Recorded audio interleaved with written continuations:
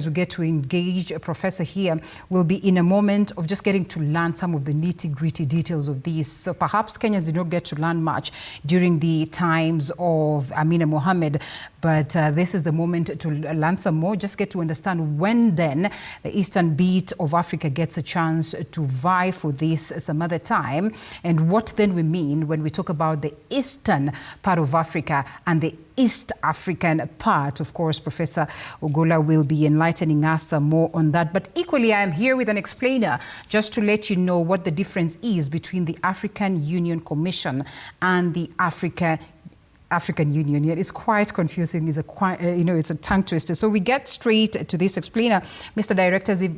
Director. If we could have it up.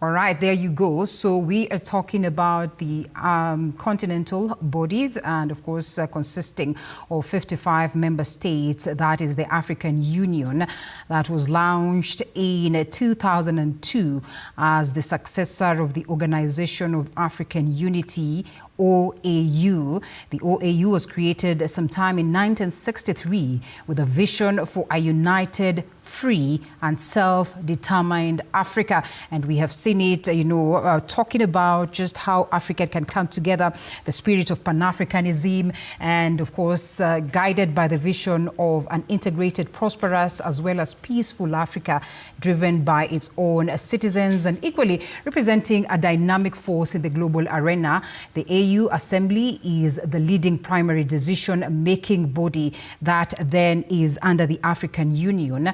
And we now talk about the African Union Commission, that is the AUC, where the AUC acts as the executive administrative branch or secretariat of the African Union. Underline that.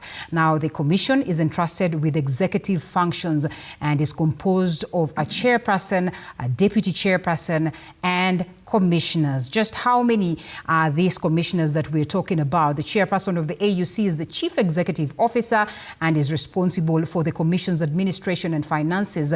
The chairperson is elected by the Assembly for a 4-year term, which then can be renewed. And then we cross over to understand some more on the numbers and the commission itself. The commission represents the union and prospects its interest or protects its interest under the guidance of the Assembly and the Executive Council. So the African Union is the overarm, acting, of course, political body, while the African Union Commission is the administrative and executive arm responsible for implementing the AU's decision and policies.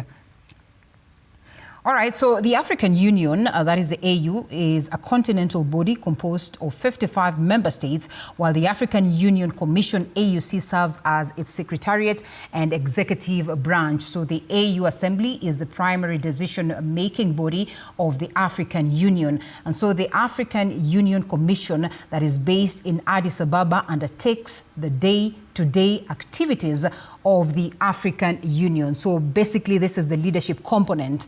And the AUC structure consists of a chairperson, a deputy chairperson, as I had said earlier on, and commissioners plus staff. So the Assembly elects the AUC chairperson and deputy chairperson, as we have witnessed today. And now the Executive Council elects the 6 AUC commissioners that I was talking about, who are then appointed by the Assembly. And the chairperson of the AUC, who is the chief executive officer and equally the legal representative of the AU, is then elected for a 4-year term, which can be renewed once. So the deputy chairperson assists the chairperson and is in charge of administration and finance. And that's why we're talking about, if this, by this evening, we would have not gotten the chairperson, then it would mean that the deputy would be there in acting capacity. Now, the AU Commission is made up of portfolios, and these are peace and security, political affairs, trade and industry, infrastructure and energy, social affairs, rural economy, as well as agriculture, human resources, science and technology, and equally the economic affairs. And the process of selecting the chairperson of the African Union Commission that has played out today, and of course, that is the AUC, and the chairperson of the African Union, AU, differs significantly in terms of eligibility, regional representation, and voting procedures. Underline that there's a difference between the chair of the AUC and the chair of the AU. So the AUC chairperson selection process is that the election body, that is the AUC chairperson, is elected by the AU Assembly, which consists of heads of state and government from member states. And of course, the term is 4 years, renewable once. On this other side, the selection process, regional rotation, is that the position is rotated among the 5 regions of Africa: the Southern, Central, Eastern, Western, and Northern Africa, to promote regional balance. And that's the question that we asked today. What's the difference between the Eastern and the East African beat of Africa? And we'll be looking at that later. And as of today, 2025, the chair should be from East Africa, while North Africa fields the deputy chairperson. So then most of the Kenyans would want to ask, of course, is Djibouti part of East Africa or Eastern Africa? What is this all about? We'll be talking about that shortly. And selection process, candidacy restrictions. Candidates of the AUC chairperson must not be from the same region as a deputy chairperson. This ensures diversity in leadership. There's also that element of the question of gender, which is factored in.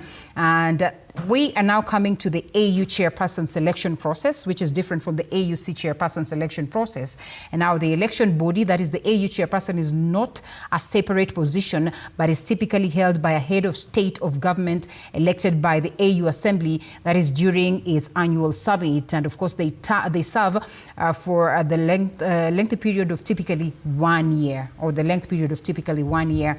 And the selection process of the AU chairperson is as this: no regional rotation requirement is there. And like the AUC chairperson, there are no specific regional rotation rules for the AU chairperson. However, it is common practice to ensure that leadership reflects regional diversity over time, in that if it goes to Rwanda tomorrow, then it goes to South Africa. The other time, then it goes to a different country that is in West Africa, and so on. So the AUC chairperson voting method then would be: the election for the AUC chairperson is conducted by secret ballot, requiring a 2/3 majority from member states to win.